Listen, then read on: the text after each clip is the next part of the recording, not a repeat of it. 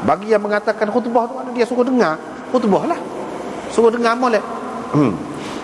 Lepas tu banyak lagi lah perbincangan akan datang. Kita akan jumpa masalah kalau tu imam baca khutbah tu, orang pergi nak semaya ke tidak sunat tu, ke tidak. Itu dia ada khilaf pula di situ. Bagi orang yang mengatakan berdasarkan ayat tu turun berkenaan dengan khutbah, dia suruh dengar molek nak semaya. Kalau dah semaya nak dengar lagu mana? Itu di antara dalil dia nya. Dia kata tak boleh semaya. Imam Malik kata tak molek dah semaya di situ. Lepas tu ada hadis. Itu cerita lain. Itu apabila sampai tempat dia kita akan bincang lah. Memanglah ada khilaf. Tapi bagi orang yang mengatakan tak molek semaya tu, ada dalil dia. Salah satu dalilnya hak tu lah. Dia suruh dengar molek kan khutbah tu. Apabila suruh dengar molek, kalau duduk semaya nak dengar molek lagu mana? Hak mana nak bui tumpuan je? Hak kita semaya baca dalam semaya tu, hak dia duduk khutbah tu. Itu dalil bagi pokok dia. Dan diam. Diam. Ada juga mana orang tidak dia kecek, dia dengar tu bila-bila kecek, tak sah lagu tu. Mana tidak bagi tumpuan sepenuhnya. Hak nak di sini ialah tak ada buat benda lain, betul-betul tumpu. Kalau dia buat lagu ni, ghufira lahu ma bainal jumu'ati ilal jumu'ah, diampunkan dosanya di antara Jumaat hak lepas kepada Jumaat tu. Jadi 7 hari situ, dengan tambahan 3 hari lagi. Sebab satu kebajikan seorang tu buat, satu kebaikan buat, Tuhan ganda 10. Hak ni pun lagu tu juga. Dia mengikut kaedah tu.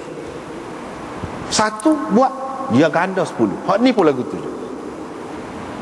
Satu yang buatnya, hak dia ni 1 hari tu je.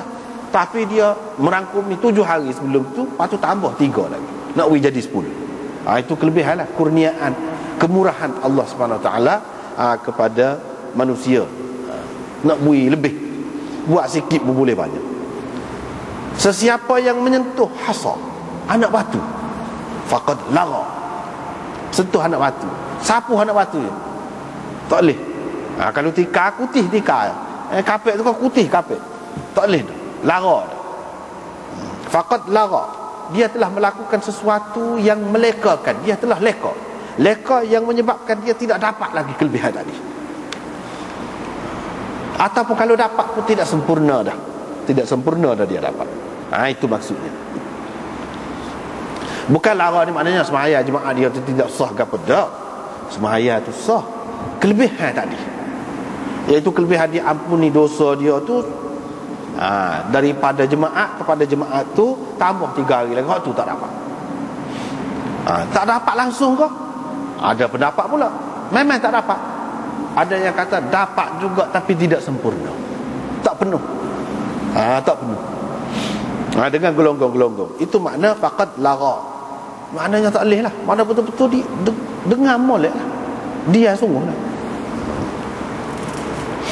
Ini riwayat yang pertama. Seterusnya riwayat yang kedua. Ini riwayat daripada Atha al-Khurasani, daripada maula imraatihi, daripada hamba bebasan isterinya. Siapa isterinya itu? Iaitu Ummi Uthman. Bukan maula tu Ummi Uthman tu, maula tu tak, maula tu orang lelaki. Hamba bebasan isterinya. Jadi bini dia tu ada memerdekakan seorang hamba. Bini dia tu namanya Ummu Uthman. Jadi hamba itulah yang meriwayatkan kepada dia. Dia kata saya telah mendengar Ali radhiyallahu anhu di atas mimbar di Kufah. Sebab Sayyidina Ali dia di Kufah, jadi ibu negara zaman dia tu di Kufah. Dia berucap, dia kata bila tiba hari Jumaat, syaitan pagi hari lagi duduk bawa bendera-bendera, dia pergi ke pasar, pergi ke pekan, pergi bawa. Jadi untuk menarik perhatian orang lah, mereka pun membuat orang ni jadi terhalang dan mengganggu mereka daripada pergi Jumaat. Macam-macam lah dia buat lah, sehingga orang tu tidak pergi Jumaat. Itu satu pihak. Ini makhluk kejadian Allah SWT ni, selain daripada manusia ni ada kerjanya lagu tu. Satu pihak lagi malaikat.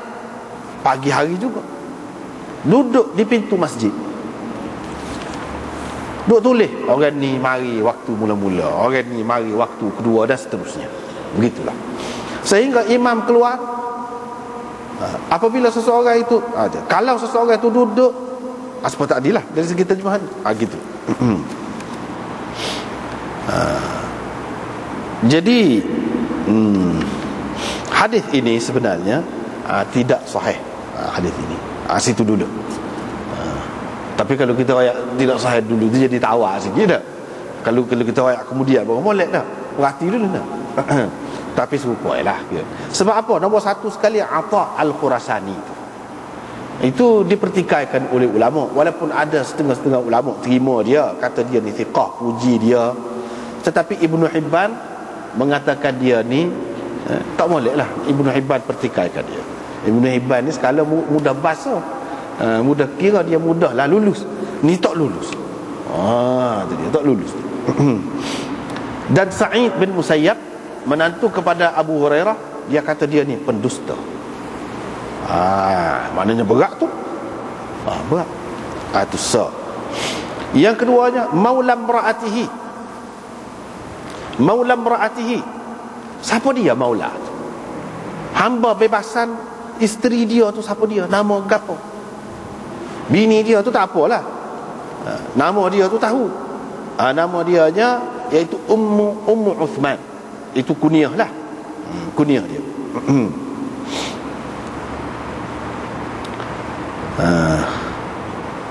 Tetapi maula tu sendiri tidak diketahui. Sebab itulah Syaukani di dalam Nailul Autar, dia kata hadis Ali ini fi isnadihi rajulun majhul. Dalam sanadnya ada seorang yang majhul. Sebab Atha Al-Khurasani meriwayatkan hadis ini daripada maula isterinya Ummi Uthman. Dia kata sami'tu Aliyan, saya dengar Ali. Siapa dia? Tidak diketahui. Situlah masalahnya. Jadi dua tempat. Kalau orang terima Atha Al-Khurasani, lepas dari situ, selesai dari situ, tak apalah tu. Tapi maula imraati ni siapa? Dia majhul. Bila majhul tak boleh pergi lah, hadis tu jadi dhaif. Jadi dhaif.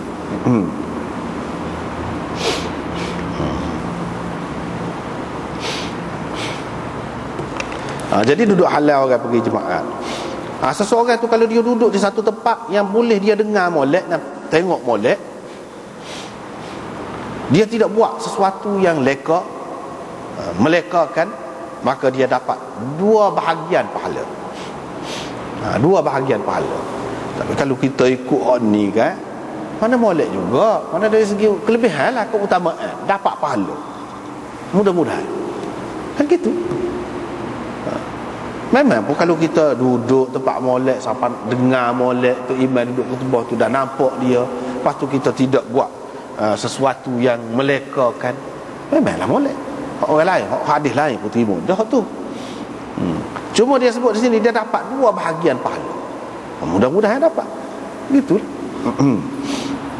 Tapi kalau dia duduk di satu tempat yang boleh dia dengar, boleh tengok, tapi dia buat lara dan dia tidak diam, dia boleh satu dosa. Satu ya dosa. Sebab kan mengikut kaedah kan, ini tidak bercanggah dengan kaedah. Kalau buat satu kesalahan, satu dosa. Tapi kalau buat baik, boleh jadi digandakan. Tidak bercanggah tu. Dari segi isi dia tak apa. Dari segi isi dia tu. Sesiapa yang kata pada hari Jumaat kepada kawan dia ataupun orang yang duduk dekat dia tu sah. Dua huruf ya. Perkataan ni dua huruf. Kalau bahasa kita diam. Kalau ikut Jawi itu tiga. Diam. Faqat lara. Setara tu lara dah. Leka dah. Tak boleh kata lagu. Sesiapa yang lara, falaysa lahu fi jum'atihi tilka syai'un. Situ ada masalah. Sikit. Sebab kalau hadis dhaif ni dia, kalau kita perhati dia mesti ada benda tak sedap. Tak sedap. Tadi tak apa lagi. Sampai sini nampak. Jadi bila lara dia tidak akan dapat apa satu pun. Pada jemaah. Jadi tak dapat apa satu tu lagu mana? Nah. Jadi pahala sembahyang jemaah tak ada. Kau tak sah, kau sembahyang tak dapat apa satu tu setara mana? siapa tak sah nak kau sembahyang jemaah tu, ataupun tak dapat kau pahala sembahyang jemaah tu. Kau tak dapat apa satu ni, makna hak kelebihan tadi, hak diampunkan dosa dia antara jemaah tu dengan jemaah selepas tu, hak sebelum tu dengan jemaah tu, dan tambah 3 hari, hak tu tak dapat. Kau lagu mana? Tu tidak jelas. Bila tidak jelas, orang boleh heret masing-masing tu. Masing-masing boleh heret kau ni, boleh heret kau ni. Itu hak tak sedap. Yang jelasnya semua terima, walaupun lara, walaupun gapo pun, dari segi sembahyang jemaah dia tu sah sembahyang, dan kewajipan jemaah dia tu sudah tertunai. Sudah tertunai waktu. Jadi tak boleh gapo satu ni lagu mana. Kalau tak boleh gapo satu kelebihan itu, ada munasabah. Ada munasabah lah, tengok kepada hadis-hadis lain tu, gitulah nampaknya. Dan dari segi dia tak boleh kata diam kepada kawan dia, memang hadis sahih pun ada juga. Hadis sahih pun ada juga. Walau bagaimanapun, setara mana tak boleh kata ni haram, kau peringkat makruh saja.